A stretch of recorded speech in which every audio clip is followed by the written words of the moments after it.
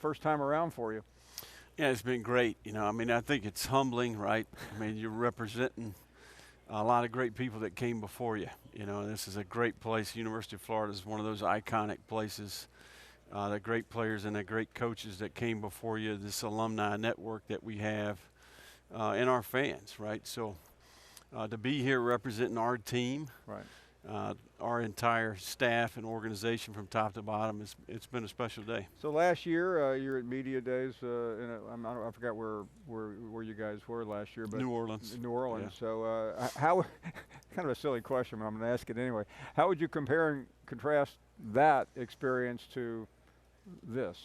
Yeah, I mean, I think you'd be surprised. I mean, just in terms of routine, it's one of the things that Sunbelt did a really good job. I think there was a lot of collaboration with the SEC. They patterned a lot of their approach within the league. So just a few more people watching. A few more. And, the games will be the same way.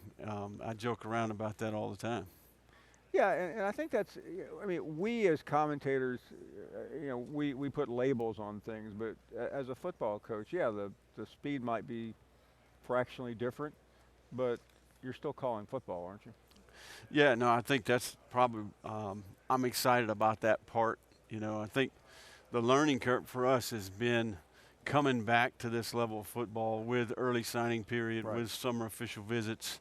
You throw NIL in there, you throw the portal in there. So that pace of recruiting, that timeline has been new to us, right, and a lot of our staff.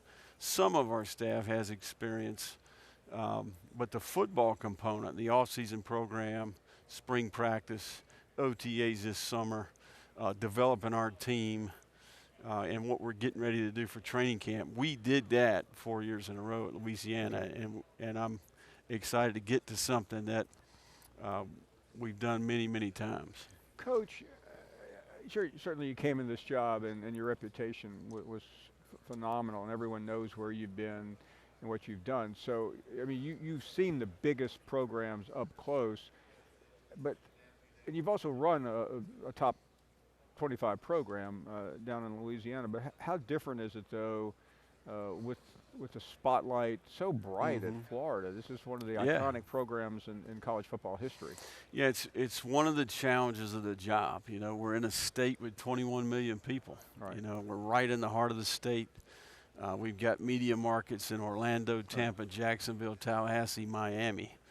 And you've got this huge alumni, right? Group 470,000 living. The passion is unmatched. And I think that part of the job is understanding that not only are they passionate and want to win, but when you stumble in that state, Miami's down the road, Florida State's down the road, Central Florida's down the road. So I think there's going to be a little bit of the component in the job is educating the staff and the players, and the old Belichick, ignore the noise, I think, to some degree. That's a name I've heard. And, I was doing a devotion the other day, and one of the phrases that came out of that was live by principle, not by pressure, right? So I think that's part of this job, right? You got to know who you are and what approach you're going to take. I remember talking to a coach at a major school that you've worked at. He had not been a head coach before, unlike you, and he'd been a very successful coordinator and assistant. And he told me the first year he made grievous mistakes trying to accommodate people. This was several years ago, but I'm sure you could be out every night of the week, and you probably are out a lot of nights, but how do you prioritize what you can do, where you can go, and how to use the hours in the day, and they're not many. No, that's a great question, and it is the job. That question in itself is a lot of the job, right? In terms of what are you going to do with your time, and where is the most impact available, because nowadays, around the clock, there's a problem to solve. There's a next challenge.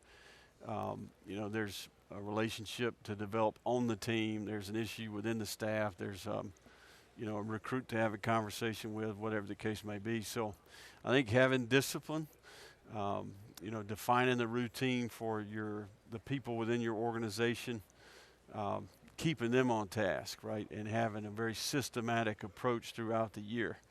And I think that's one of the things that proved to be beneficial for us at Louisiana is each year we minimized our margin of error. We were more efficient with our time, and we focused on how we could improve our team and ultimately produce a better product, right? So that's one of the things that comes with this job for sure.